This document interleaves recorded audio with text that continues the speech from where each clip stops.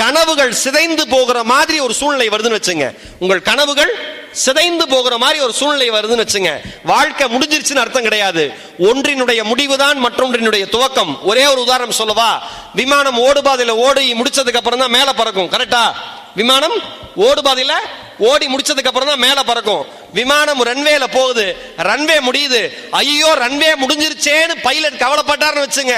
உள்ள உட்கார்ந்து இருக்கிற எல்லாரும் அரோகரா கோவிந்தா கோவிந்தா தான். கரெக்டா?